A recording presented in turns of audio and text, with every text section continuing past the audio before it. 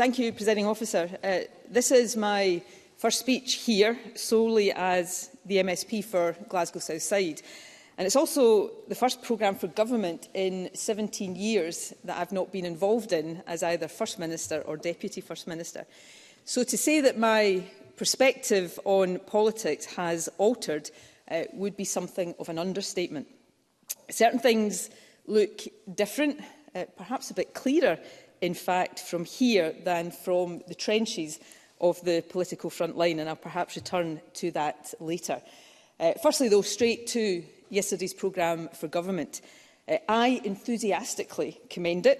I can't claim to be entirely objective, but in my view it does strike the right balance between building on progress and breaking new ground. Much has been said, of course, about the importance of the economy. Rightly, there can be no strong society without a strong, sustainable economy. However, the opposite, while just as true, has traditionally had less attention. It has been right, therefore, in my view, to address this, and I commend the First Minister for keeping the mission for a fairer society where everyone can contribute to and benefit from the fruits of the economy very firmly in vision. The economy will not, never will, flourish when systemic barriers prevent people accessing the labour market, especially when lack of population growth is one of the most significant challenges we face, or when poverty robs too many people of opportunity and fulfilment.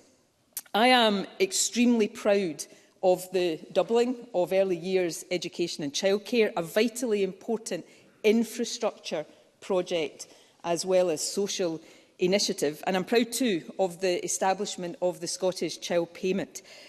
These deliver immediate benefits, especially to the 90,000 children being lifted out of poverty right now. But the real value of these, of course, will be long-term.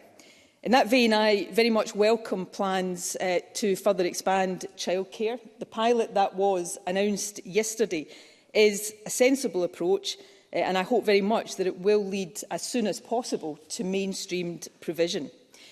I also want to take the opportunity today to mention the promise to our care experienced young people, a mission that is and always will be very close to my heart. Yes. Ross McCall.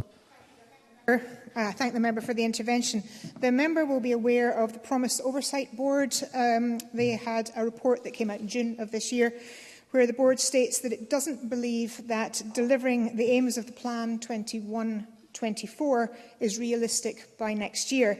Does the Minister agree with the Oversight Board's assessment? Nicola Sturgeon.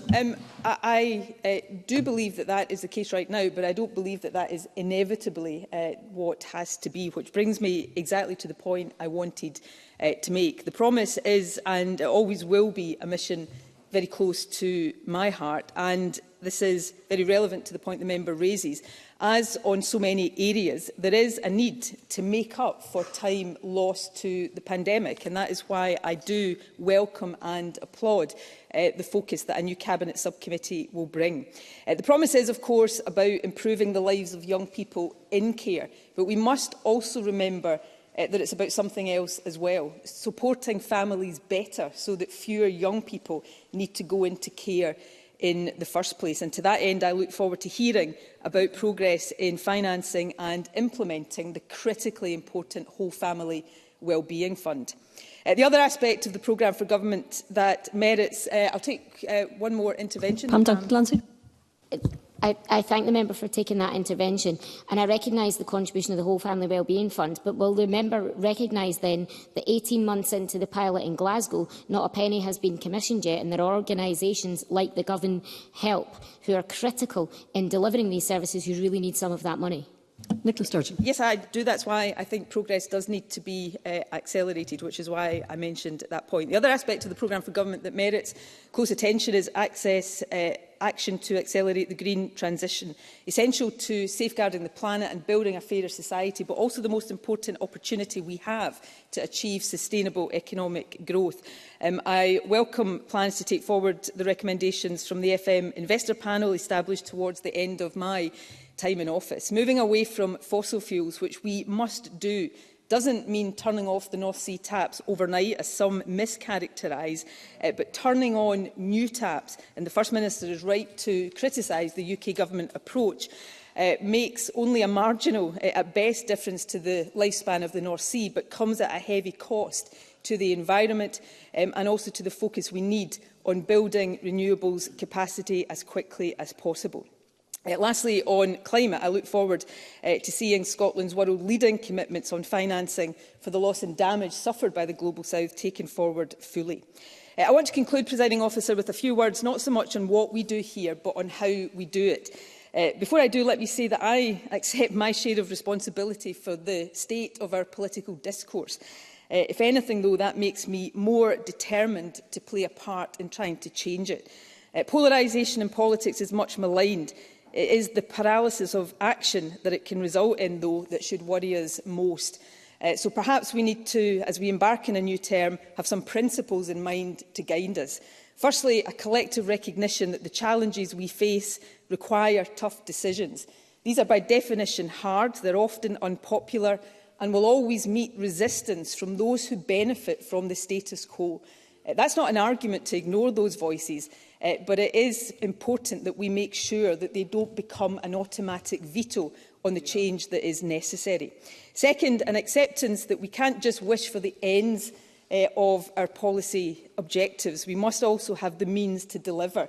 That means mature debate on how we pay for our policy priorities, but also on the powers this Parliament has and needs. I want this Parliament to be independent and believe it soon will be. I don't think I'm creating news with that statement. But that will never stop me arguing for incremental change along the way. And likewise, those who oppose independence shouldn't close their minds to new powers that allow us to better tackle the big challenges we face in the here and now. And finally, Presiding Officer, disagreement and robust debate isn't just the essence of democracy. It's part of what makes us human. But the dynamic that it creates is not fixed. First Minister, you will need to conclude. Sorry, Nicola Sturgeon, you will need to conclude. And stalemate, or can we use the creative tension to drive improvement for all? I hope that in this term we see more of the latter than the former, and I look forward to playing my part in it. Thank you.